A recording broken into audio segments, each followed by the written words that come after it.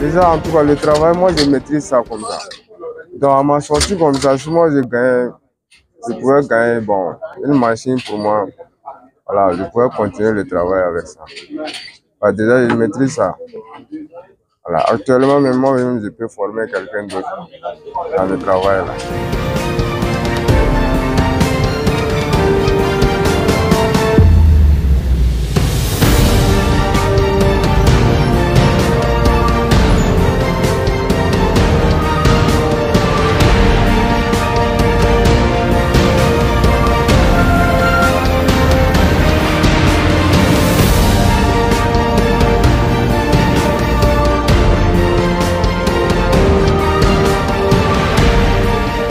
Donc, nous sommes sur le site du CHU de Pala. Il s'agit à ce niveau des travaux de réalisation de la bretelle d'accès à cet hôpital. Et ce projet concerne une chaussée de 3 voies, composée d'une voie express pour l'hôpital et de 2 voies pour les différents usagers. Il y a un giratoire à ce niveau qui sera réalisé pour faciliter cette communication avec la route nationale numéro 1. Également, il y a un parking prévu encore plus haut pour pouvoir parquer les différents engins qui devront venir au niveau de l'hôpital. Pour la distance, c'est environ 2,3 km. À l'intérieur de la ville de Bobo, il y a eu également des travaux essentiellement de reprofilage. En exemple, nous avons la rue 520, la rue Diaye, Mal. Il y a également d'autres rues qui ont connu ce bitume résiduel-là. Donc, c'est Faso Mervou qui a effectué ces différents travaux en coordination avec certaines entreprises privées.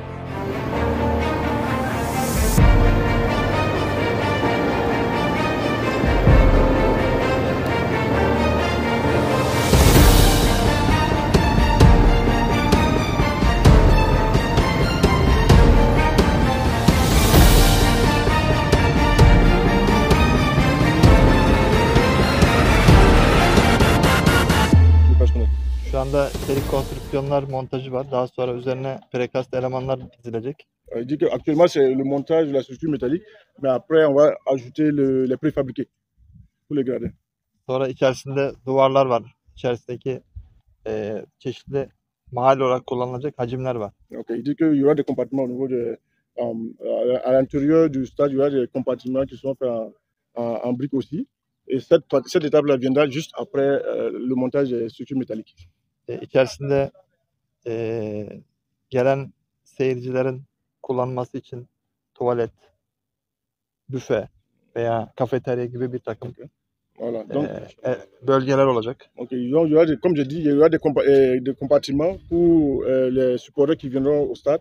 Il y aura les boutiques, il y aura les toilettes et aussi, bon, disons, des buffets voilà, pour pouvoir s'acheter une cafétéria, tout ça. Cette étape aussi arrivera, mais peut-être un peu plus tard. Bunun yanı sıra sporcuların giyinme odaları, antrenman odaları, ondan sonra buradaki diğer basının kullanacağı toplantı odaları, işte televizyon yayın şeyleri, bunların hepsi binanın içerisinde olacak. Okay, donc il y aura vraiment, ce sera diversifié. Il y aura aussi un compartiment pour la presse, pour des matchs. Il y aura aussi la zone les vestiaires, voilà, les vestiaires. Il y aura les vestiaires pour l'équipe qui accueille et puis l'équipe adverse. Il y aura aussi la zone aussi qui sera réservée pour les médecins, les docteurs, les arbitres, des pièces aussi pour les arbitres et tout, pour faire les tests aussi. Il y a une salle aussi pour les tests.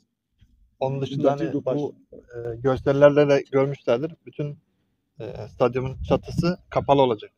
Okay. Üzerinde gölgelik olacak. Voilà. Il dit, comme vous avez pu constater sur l'image qui est à la porte d'entrée là, il y aura une sorte un toit pour protéger les supporters contre le soleil et même la pluie aussi. Voilà, ça sera vraiment bien couvert. Pour les supporters, il n'y aura pas de soucis. Voilà.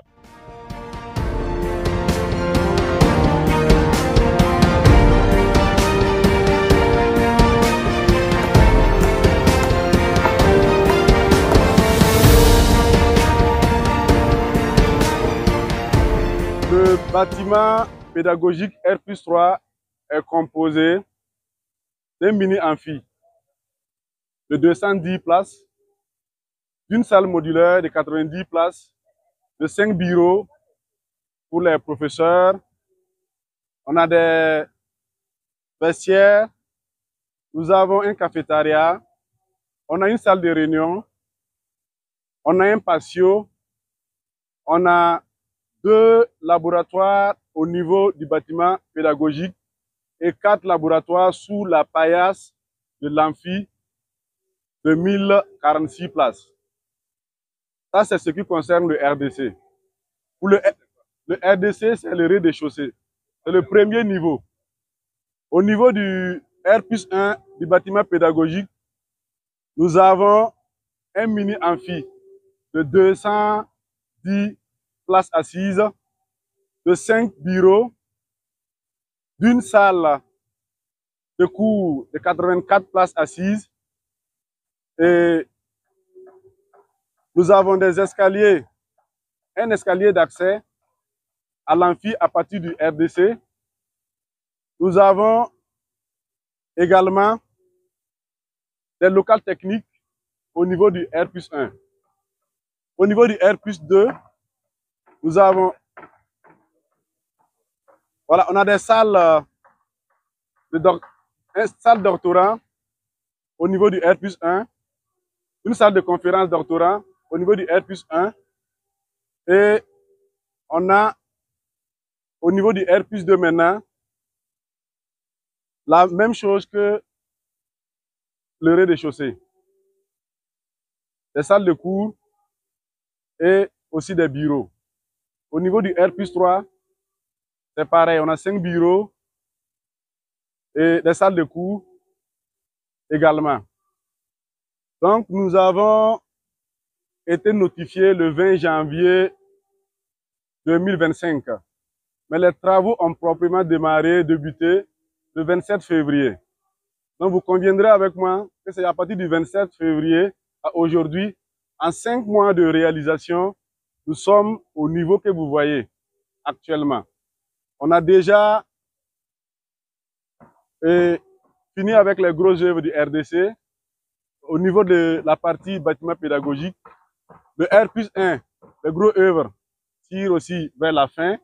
Le R+2, nous sommes en train de couler les planchers du R+2. Et on a aussi la partie de l'amphithéâtre. On a déjà fini avec tout ce qui est travaux, infrastructures. On a fini de couler également les gradins. Il reste une petite partie de gradins à terminer entre aujourd'hui et demain. Donc, je pense que avec le délai qu'ils nous ont donné de livrer le bâtiment, et nous sommes vraiment sur le rythme est bon. Je pense qu'au plus tard, en fin octobre, si tout va bien, nous allons livrer le bâtiment pour permettre aux étudiants de prendre cours pour l'année scolaire 2025-2026.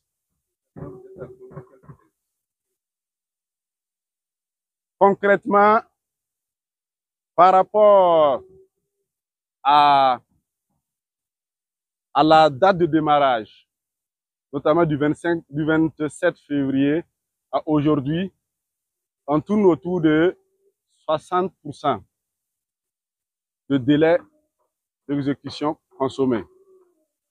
Et par rapport à la consistance des travaux, on n'est pas loin aussi de ça. On peut dire que, bon, pour le moment, c'est bon. Donc, nous sommes en train de couler le dernier plancher du R+2. On a même commencé à monter les poteaux du R+3. Normalement, la semaine prochaine, nous allons finir avec les poteaux du R+3 et commencer en même temps le coffrage du plancher et aussi poursuivre avec les maçonneries du RDC, du R+1 et du R+2. Donc, vous pouvez vous assurer qu'il n'y aura pas de problème.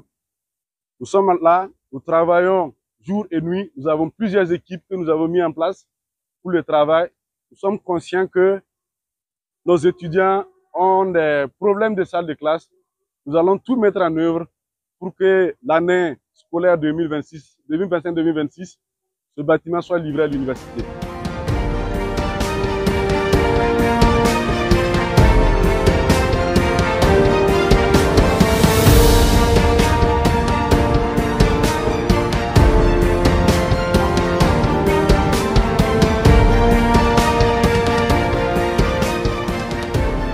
2025, nous avons lancé la construction de 25. Donc ce site, ça fait partie d'un des 25 centres médicaux en construction. Donc aujourd'hui, nous sommes sortis pour vraiment faire l'état d'avancement des travaux sur le chantier. Je peux dire que le taux qu'on nous a donné, ce n'est pas vraiment satisfaisant. Mais au regard du rythme de travail, on va en tout cas demander encore à l'entreprise d'augmenter la brigade, de multiplier, voire même tripler l'effectif pour rattraper ce retard. Parce qu'ils ont été notifiés en mars pour un délai d'exécution de 10 mois. Aujourd'hui, ils sont à 11% de délai de taux physique d'exécution sur un délai consommé de 58%. Ils sont là en train de vouloir justifier par un certain nombre de facteurs que nous ne rentrons pas dedans. Comme je vous l'ai dit, c'est un programme d'urgence du chef de l'État au bénéfice de la population, leur permettant d'améliorer l'offre et la qualité des soins. Donc, je dis et je répète, et c'est pour toutes les entreprises que, à la fin du délai qui leur ont été accordés, nous, on ne va pas venir pour constater l'état d'avancement des travaux, c'est pour venir réceptionner nos infrastructures au bonheur de la population. Donc, je les lance un message, ils n'ont qu'à se débrouiller, quel qu'en soit, ils n'ont qu'à trouver en tout cas un planning pour rattraper ces retards.